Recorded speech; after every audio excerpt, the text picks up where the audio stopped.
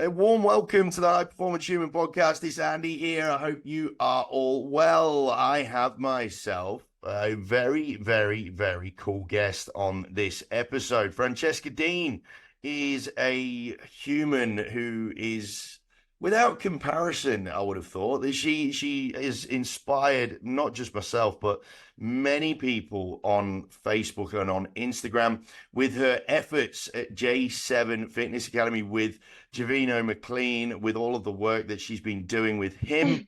Um, Francesca is. Hello. Hey, how are you?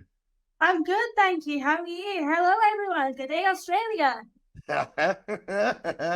Oh man, look, it's like just gone past 20 past 4 in the morning as we record this over in Australia, and I am getting woken up more and more and more and more with every second that I'm interacting with this human being. Now, Francesca is a cerebral palsy warrior in her own words, which for me is a really, really cool way to see it. And she is someone who really does epitomize everything that we're trying to achieve with this podcast. So we're really trying to make high performance more accessible and really get it off the pedestal that society in comparison puts it on. And when I came across Francesca via one of our previous podcast guests, Javeno McLean, it was very, very obvious that I'd connected with someone who really does live a high performance life every single day of the week. Francesca, how are you going? How's everything Um, in the world? yeah, I'm really good, thank you. Thank you for having me. I'm really, really excited to stay connect with your listeners and share my cerebral palsy journey. It's been such a roller coaster, but it's been an amazing one at the same time. So, yeah, thank you for having me. Oh, look, pleasure's all ours. Really, really is. And you give the listeners a bit of an idea as to who you are because we've said that you're a cerebral palsy warrior. Give us a bit of an idea as to who you are and where you're from and where you're based and all those Yeah, sorts. yeah. So my name is Francesca Dean. I'm 29 and I live in the northwest of England. It's not always sunny. It's always very, very rainy. But it is just it's an absolutely brilliant place. So as you quite rightly said, Andy, I will do J7, but I also like to do lots and lots of fun activities as well. If I may, please, can I give a shout out to my football team, the Lancashire Spitfires Power Chess team? I am the first female player on our team. So was set up back in 2020. So just as the COVID lockdown was kicking in. But then, sadly that was stopped for a little bit. And then now we were launched properly in 2022 and I'm in world history the first female player. So that's quite an accolade. Right. What position do you play? I do a bit of everything. I hope Coach Warren doesn't mind me telling you this, but I do sometimes go down the wrong way on the pitch. But I'm still learning, so it's early days. So but yeah, I just absolutely love it, and they're all absolutely amazing. My family as well. I'm so lucky to just be on this journey, and yeah, I'm just absolutely loving life. Right. Now, I've got to ask this question because I ask this question for all my guests, right? But I'm super keen on really digging into this human that I've got on the screen with me. First things first, though, Francesca, like I have this thing where I see high performance in four elements, right? Success, connection, influence, and happiness, right? And I personally feel that a human in flow is a person that's experiencing a level of high performance in their lives, right? But for me, I'm really interested to hear what your definition of high performance is. So tell me, what's your definition of high performance? So my definition of high performance is just showing up, no matter what life throws at you. Even if it's like a really hot day, a really rainy day, always just show up, no matter what you're going through, because the world wants to see you. I love that. No one's answered it like that. I'm saying that seriously. I get lots and lots of different answers, which is I love it. I love that question, right? But for you, showing up no matter what is it's a really different angle on this question. A lot of people when we get asked this question, right? A lot of us tend to default to the comparison thing, right? They default to, what society deems as high performance. And half the problem when it comes to high performance is that people tend to judge what high performance actually even is based on what they see on Instagram, right? For yourself, the fact that you can define it by saying showing up no matter what, it really does sort of sum up what high performance should be about, right? Because you've got obviously you've had challenges as you've been growing up and whatnot, Oh yeah. and you've mentioned that you have been living with cerebral palsy now for 29 years, and I think that for a lot of people, they don't realize, they don't understand that sometimes high performance for someone, like whether, from a mental health point of view, I can attest to this. For example, sometimes high performance is just getting out of bed. It's for some people, like you say, it's just showing up no matter what. It's fascinating to hear the basic fundamentals of what high performance is for a human being, right? And this is why I'm so excited to have you on the podcast. Now, tell me for myself who is somewhat ignorant, tell us a bit more about cerebral palsy. Now, how does it affect you? Have you had it all your life? Like, give us a bit of an idea give us a bit of information around cerebral palsy. So my actual diagnosis wasn't until I was about 18 months old. Yeah. So basically, cerebral palsy affects your development, also your limbs. So because I have it on my left hand side of the left side of my brain, that means I can communicate with you now. I can speak. I can verbalize my opinion. Whereas if I had it on the other side, then I wouldn't be able to do much at all. But I consider myself not in like a really positive way, but I consider myself blessed because I'm speaking up for other individuals, like myself and other lobbyists who are possibly starting on their own journey and they don't have a clue. Because a lot of families are given that diagnosis and they think, "Oh my God, like what now?" But in my case, there is a little bit of that, but as I've gotten older, it's just been who I am.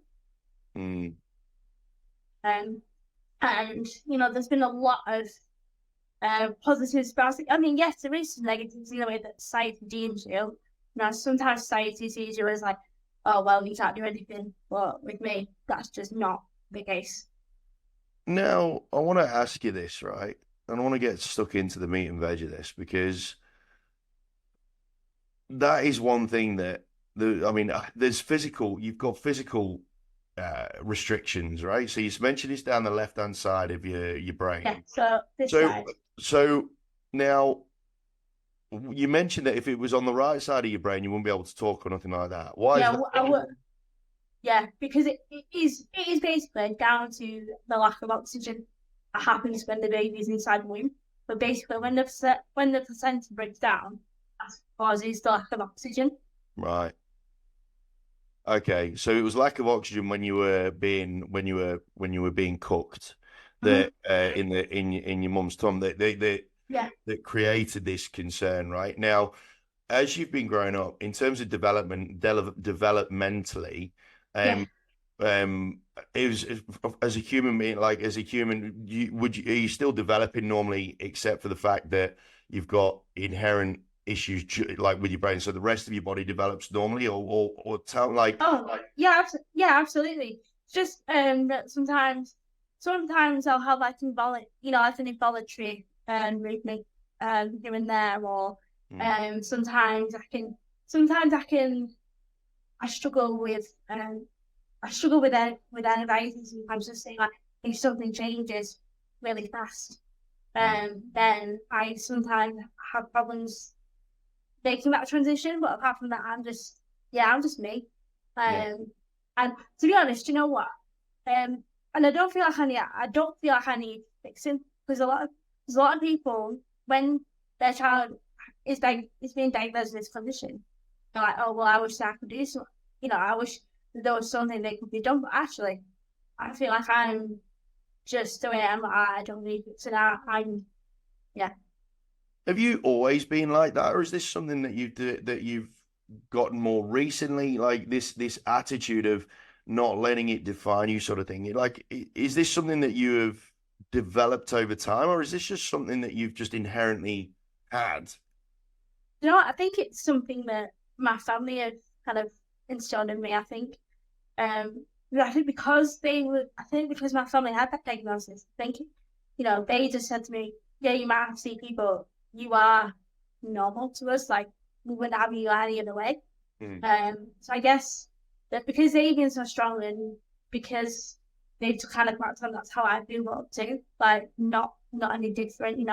I went to a special school for like the first year, but then because I made so much good progress, I went to mainstream school. So that for me has been like the best outcome, because I think if I'd have stayed in like a specialist school, then I think I wouldn't have had as many options as I've had, because I've been able to go to college. I've been able to just do so many different things that a lot of doctors and stuff tell you that when you're born, you're not going to have the chance to do. But I'm going to prove that I've knocked down those barriers. Tell us so. Tell us a little bit about that. So, because there would be doctors and society that will place these limitations on you, right? And I'm sure you would have felt a whole bunch of them, like where people say, you can't do this, you can't do that, you can't do the other. And you're like, well, screw you. I'm going to crack on. Watch me. Yeah, exactly.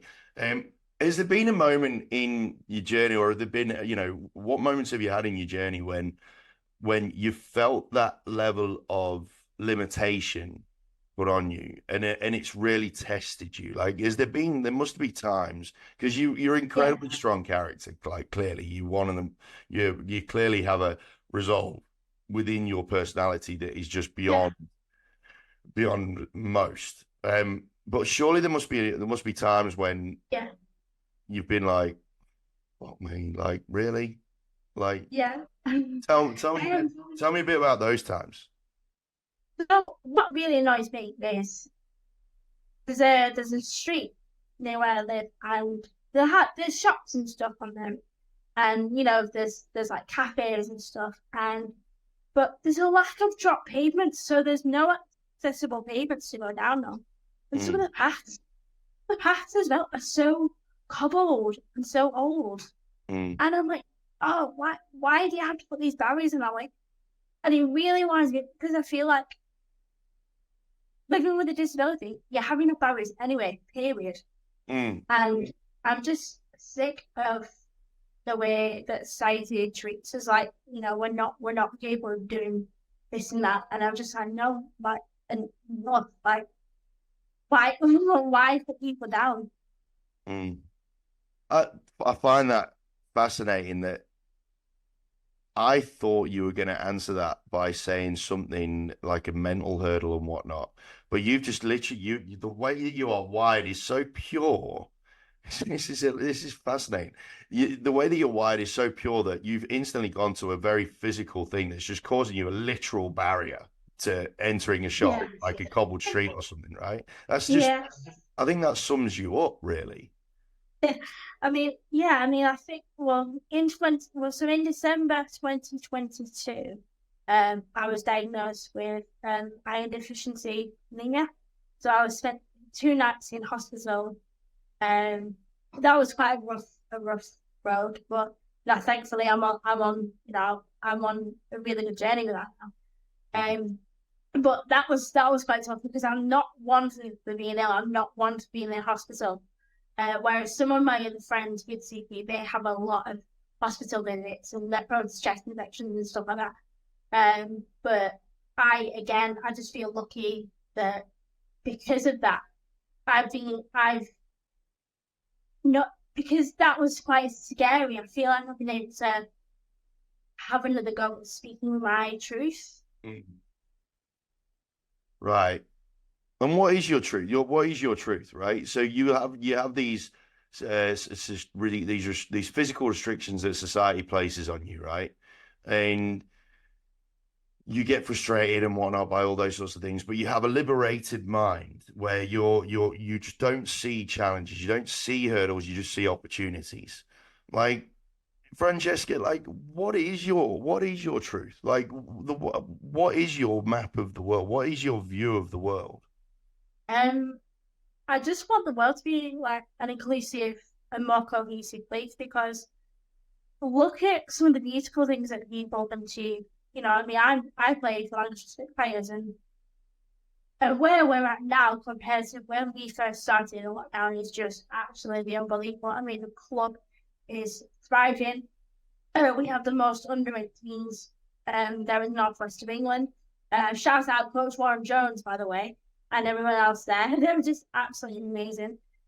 Coach Warren is just unbelievable. I remember when we had our first real games against Salford Bees, I think it was.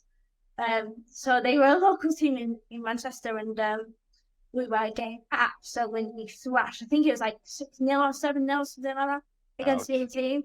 And I was just very, very new, so I hadn't even been to a match at that point. And I just broke down and I started crying. And he came over to me and he was like, Sonic, regardless of the score, just keep going.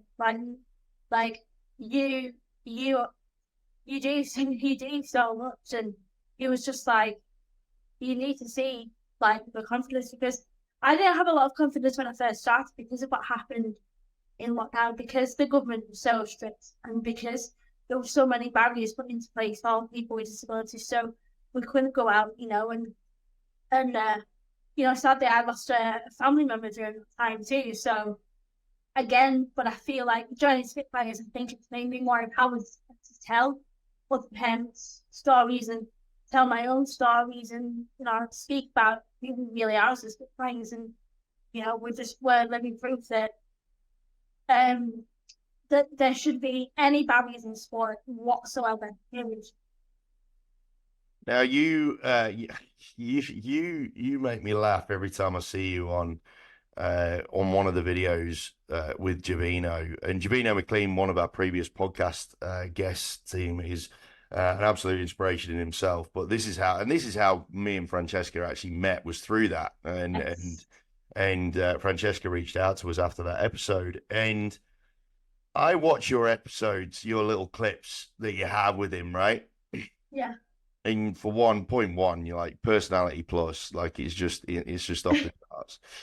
But you talk about sport, and you're really passionate about the Lancashire Spitfires and whatnot. Um, when it comes to day-to-day life, though, do you register any more um the level of comparison that society can put on someone like yourself? I think, yeah, because I think yes, because I think if you think about it too much, I think it's just gonna eat you up inside, and you Mm, just think, you know what? I think if I spent so long on what society said I couldn't do, then I wouldn't be me. So I'm just like, okay, well, you're telling me that I can't do this. Well, watch mm. me. Um, but again, I think it just goes back to how my family have been being, um, and, my past experiences, in school and things like that. I just think because I've just been so, because I've just been brought up to be so open and honest, and nothing's ever been sugarcoated either. So I think that's just how. Yeah, it's a very funny question when you put it like that, Andy, because Mm. nobody's asked me that question, but I just feel like, okay, well, if you're saying I can't do this, well, sorry, because I'll do it better. I love that, man. Yeah, that's awesome. Um, you mentioned something then about your family. and the fact that you've not had life sugar coated. You've sort of faced it front on. And that's a really important little topic I'd love to dig into a little bit. Yeah. So your family have they always been tremendously supportive since day one? Have you Oh had my goodness.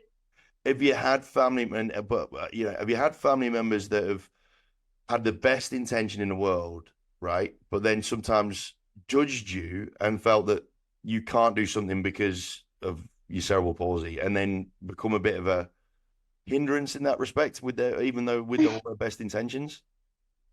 I mean, I'm I come from a blended family.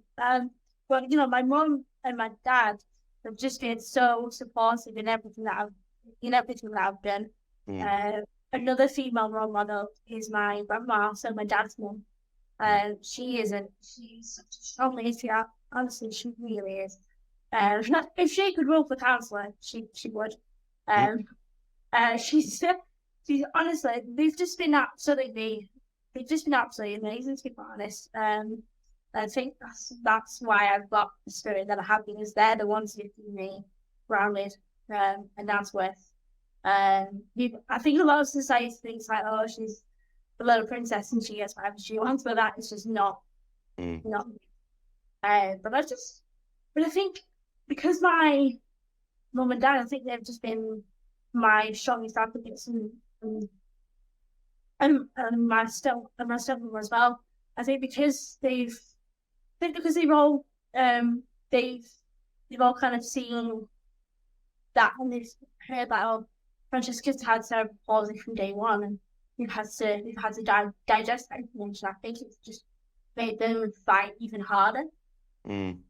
But I think it's made me fight even harder as an adult, because I feel like as a child it's very different. Dealing with CP as a child is different because you feel like everything's great, and everything is kind of given to you. But when you're an adult, in adult social services over here, that's it. You're on your own. Right. Okay. Yeah. So unless you have that thick skin, you are screwed. So what happens? Like, you must have come across people with similar conditions that haven't got the thick skin, that have been sort of mollycoddled or whatever, and they haven't had as supportive a family. Like, how do you communicate with them, or what do you fear for them? You said that if you haven't got a thick skin, you're screwed. Like, what is your inherent fears with people that have not got that resolve in them to be able to It's handle society? it's what my view is. I think it's because of how the British government are. Because the British government, although they put people with disability in a lot of their plans, they don't necessarily follow through. So, like for Mm. example, they will heavily invest into children's services, but actually, whereas in adult social care services, everything you have to fight for. So everything that you think is normal in children's services, you have to say, well, my child needs this because she's had this from that XYZ. Do you know what I mean? So I feel like because of the way the government are with adults with disabilities, once you reach 18, you have to literally fight. So things like equipment, things like activities, things like respite centres, just so Mm. that parents can have a break. And that is another thing of mine is, well, why aren't young adults being given the support they need? What, just because they get a bit older? Just because they get a bit older? That means that their disability will stay the same, but they need that extra help, and it winds me up. But, well, yeah, understandably so. Yeah. But have you ever felt that along your journey, have you ever reached a point yourself where you're like, this is just too much? That's a really tough question. Well, I think not, oh, gosh. No, because I feel like other people, I think all those who love me and all those who want my journey, they need me to keep on going for them. And for those of the warriors who don't have a voice, um, and I just need to keep fighting for them because I've got friends who I've got friends who and their parents who don't always quite know where to go for that Mm. support. Mm. And I feel like I need to keep on giving that to them because I feel like if the government again did the right thing, then and if we had more people like Javeno, for example, then the world would be a better place for it. That's interesting how you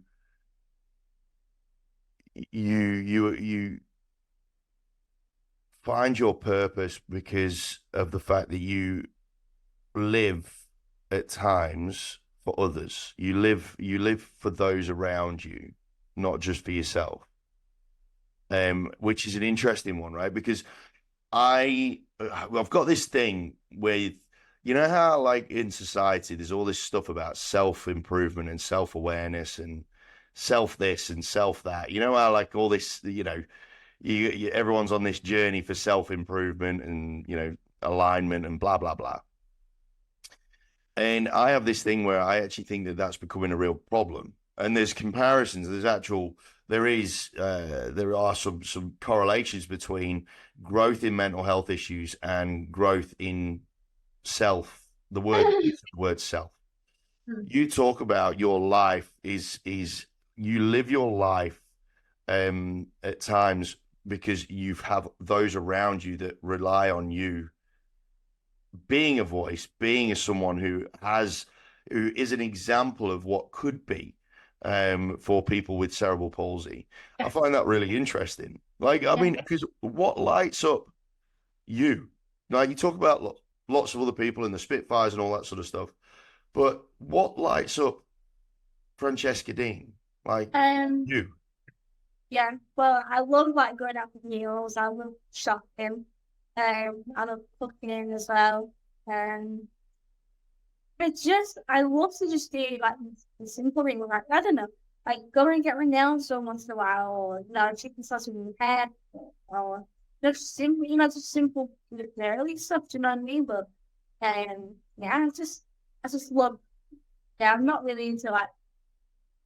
I mean, I love going up for walks and stuff, but I'm not really into like animals or anything like that. I'm not really like that. Look, I'm an adrenaline freak. I once did a sky. I once did an abseil skyfall for charity. It was like 452 pounds there. Yeah, What? yeah, yeah. So I actually abseiled down the Radio City Tower, which is in Liverpool. So it's like it was a charity event for a local radio station, and I actually abseiled off. What did they do? Did they like just like get you out of your wheelchair and float you Yeah, down? Or they put me into this harness, and then obviously they clipped me up with like the harnesses in their face and whatnot. But do you know what? I actually love it because the crowd was going absolutely like the crowd was going absolutely crazy. And it was I like bet. broadcast all over the radio as well. And I actually got to do an interview after, so that was more. Wow, wait, that's mental. 400 and what? 452. Yeah, yeah. Right. Gang, if you're paying attention to this in any way, shape, or form, this is probably, and I'm saying this in an entirely positive way, this is probably one of the more simple conversations that you're hearing on this podcast. There's right, because Francesca, lots of people that come on this podcast, not gonna lie, they like to use really big words. Right? They really big words that make them sound clever and all this sort of stuff. The simplicity that you view life and the joy that you take from from simple things is so completely inspiring and in a sense, right, it kind of makes you, for being a bit upfront here, it kind of makes you sometimes feel like shit. I've been a bit of a dick at times, right? Like it really does, because we whinge about first world problems and all this sort of stuff, right? And it's something that people that are able-bodied, that have no ailments of note, no life-changing conditions and all that sort of stuff. Like a problem for them is, running out of sugar for their coffee, sort of thing, right? I think, and you know what I mean? Like, and in Melbourne, by the way, and especially in Melbourne, right? If the coffee's bad, then it's like World War 17. Like we are coffee snobs. It's really, really bad. And and so like to have this very, very simple conversation where what I enjoy getting my hair cut, getting my nails done, shopping, going out, real things that so many people take for granted. But for someone of your condition, like you've alluded to just like briefly once or twice, your condition could be the biggest excuse to not do anything, right? People could use it. People could use it as a reason to not do a damn thing. And I'm sure you will have seen that with some of your friends and whatnot, right? Where, I don't want to, it's not definitely not a pity break, because at the end of the day, it's bloody serious stuff, cerebral palsy. Like, of course it is. And it is a debilitating condition in that sense. But the way that you don't see it as an excuse, and you see it as a part of what defines you, is it's quite awe-inspiring. It does. It really sort of makes me actively, as I'm recording this podcast, sort of reassess a couple of things. Yeah. Because do you find that sometimes, do you get frustrated sometimes with when you see people having a whinge and a moan about something that's really insignificant? Oh, yeah. Do you find yourself getting worked up around that sort of stuff? Yeah, I do, because it's just so because I think, look at what I have to rely on my support workers, my family, to even help me cook a meal, and I can just look down the street. I have to get someone to do that for me. And I just think, do you really bloody realize how lucky you are? Good thing. Like I have a bed, I have a roof over my head, I have simple things. It just it just baffles me sometimes, but it actually gives me a fire to do even better. I'm just well. Okay, dig into that. Tell me more about that. So when you see people having a whinge and a moan because like of something very first world problem, and you say that it drives you to want to be better or to do better or whatnot. Oh yeah. Explain that. So say, give us it for example. So, for example, I'm gonna be break it down here. So for example, couple of so back in what we now January. No, sorry, we're in February now. So in the beginning of January, I lost a good friend of mine called Megan. He was another CP warrior who had CP, but obviously she had it on the left side of the brain, so that means that she couldn't really speak. She could eat and stuff like that, but she knew what was going on. Obviously, sadly, she got really ill, and that happened. So I'd actually met Megan and her carers on a trip to the Calvert Trust. So the Calvert Trust is a centre like for people with physical disabilities, but also people with brain injuries as well, like acquired brain injuries. And we do different activities: canoeing, abseiling, bushcraft, that kind of thing. We go on the catamaran, so we go out on the boats and stuff like that. And He absolutely loved it. He, like, that was just was mine and what is mine is haven, like, to run a place where me and her could be totally free, regardless of our secret. Mm. And I guess I'm continuing to do what I'm doing for people like her and her family, and for those who need that legacy, because they can't speak or defend to themselves. You know what I mean? Um, yeah. So that's why I've got that fire, because I've got other friends. I'll give you another example. So, well, she doesn't play on my couch, I see, but there's a lot with her mum and dad. Actually, her dad is one of our coaches. So my friend is called Zoe. You know Stevie again, who's a bit like Megan, who can't really speak, but knows, what's going on, loves everything paint and stuff like that. And her and her family are just the epitome of what seeking one is that.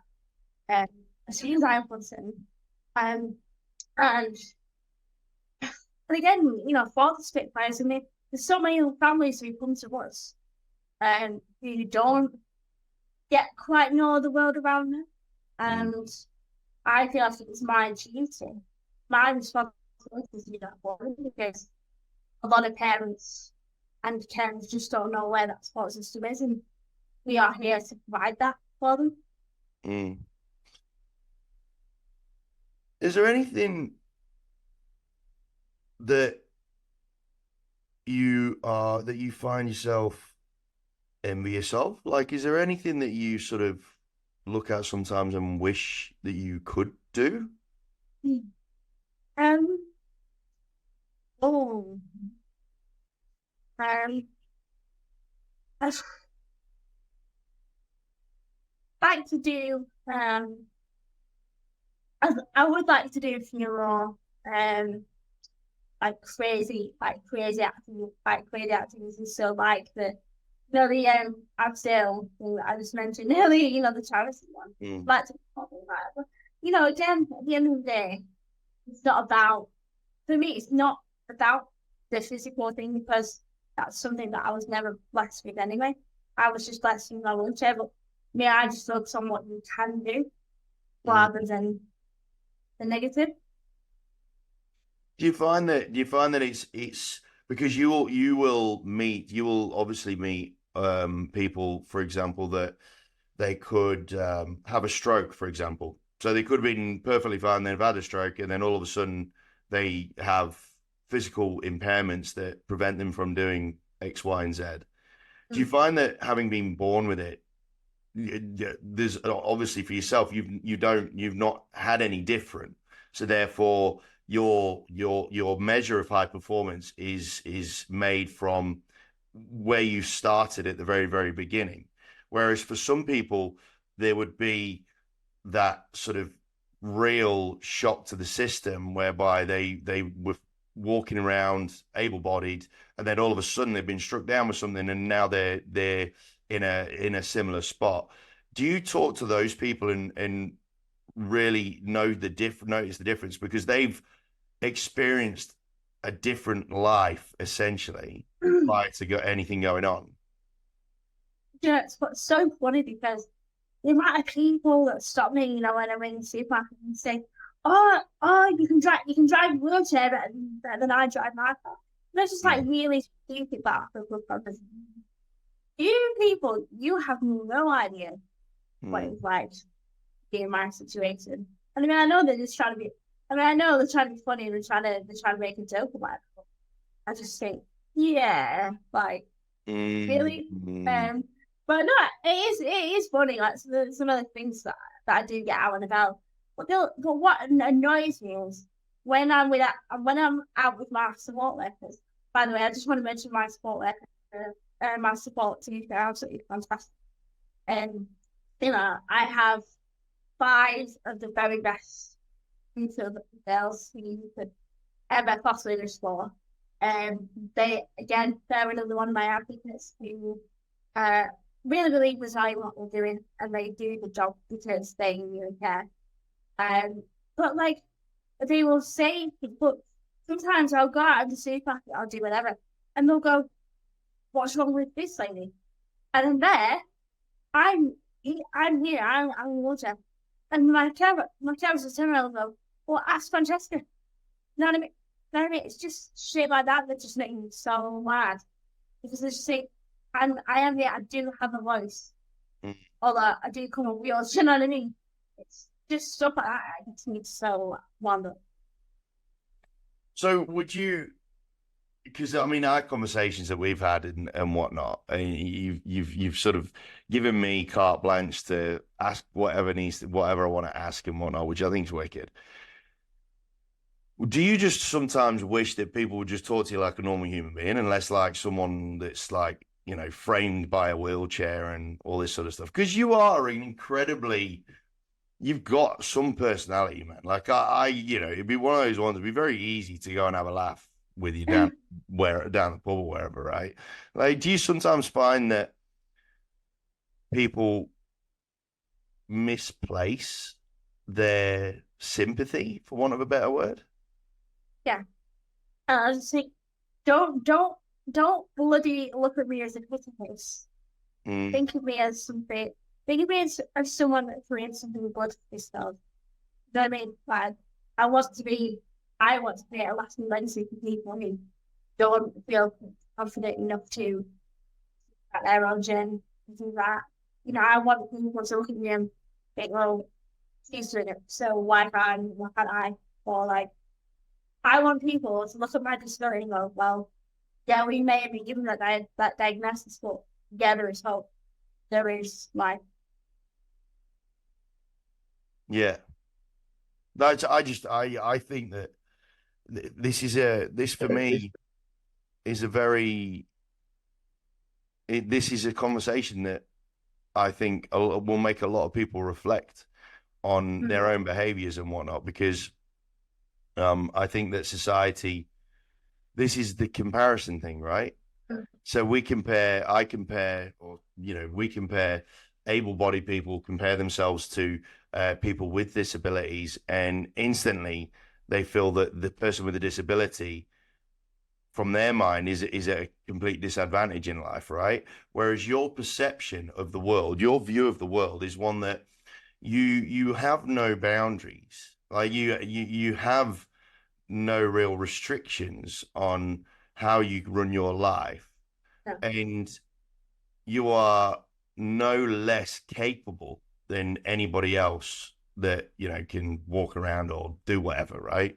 um and I know that there'll be some certain practicalities like the cobbled street and whatnot, but in your mind you genuinely just have a inane belief, despite society's comparisons, that you can do whatever the hell you want. But I think, again, I think that's because of people who I surround myself with. I do not surround myself with on negative. Right. Uh, no, I just, you know what, if you don't like what I'm doing, then, you know, I'll see you later. I had a day. But no, I surround myself with good, positive, like-minded people. So for example, my well-being, you know, obviously, my friends, my family, uh, really good people who want to spread, you know, my message with, and you know, hopefully in the future I want to inspire other families, other children, and people who are on that same pathway and don't know which one's doing. Um, because when my family received the diagnosis, yes, it was scary. Because yeah, for a moment there wasn't it like what do you do? But Mm, just it was just a matter of okay, let's just get on with it. Let's back on and give her a fight for it how she deserves. mm. Amazing. So good. What do you like moving forward, right? What's um and I'm conscious I've taken up so much of your time. I really appreciate I everything. don't know. I really appreciate your time. Okay. Moving forward, like, what does the future look like for Francesca Dean? Like, what do you want to achieve? Well, first of all, I want to maybe write a book about everything that I've just about the journey with CP, Yeah. the blessings in the journey, because I think it will help so many other people in the future. Carry on with the Spitfires because we're obviously just a brand new territory, and I want to look at the government in the face and be like, well, just invest in us because what we're doing is breaking down, we're moving mountains, we're breaking down barriers. Mm. And I feel like they need to see more of that. And also as well, just maybe going into schools and nurseries and kind of educating children for winning league because I feel like the more you educate children and young people, best it's going to be and how I feel like it's really important what they see and what to do everything regardless of what their actions are. And it's just really a case of putting my Francesca stamp on the one like. I love that. I love that. I really love that.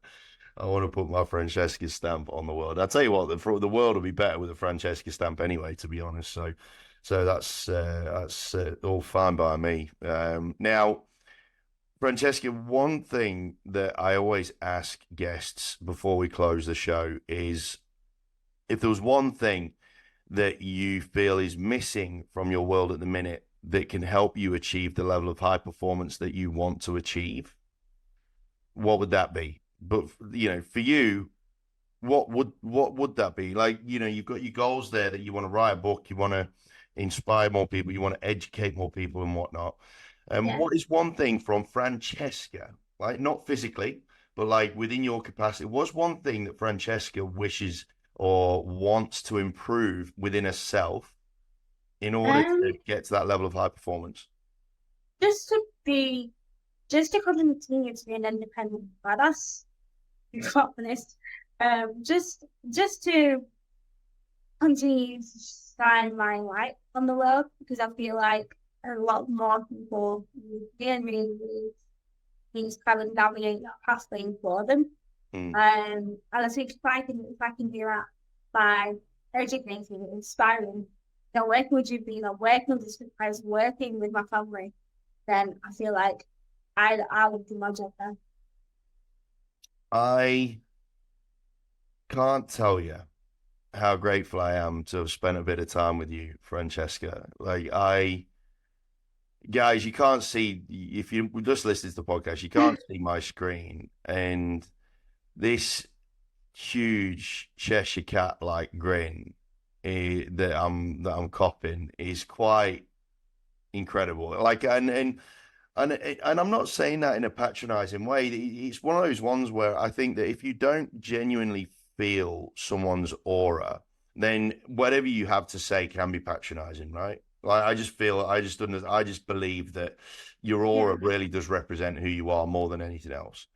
thank you. And the aura that I get from you is one of confidence. It's one of assurance that what you say is not just verbiage. It's not just words. You have this to the core belief that you have a responsibility to the world to educate them and to inform them and to inspire them and to shine a bit of a light on something that lots and lots of people do suffer with. And if it's not cerebral palsy, there'll be some other debilitating disability. There'll be some other disability that restricts them in life and therefore restricts them in their minds. But you sort of have an aura where the shackles are off and you're on. And I think that lots of people say that they live like that,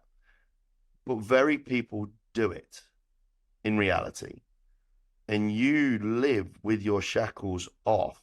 And that is just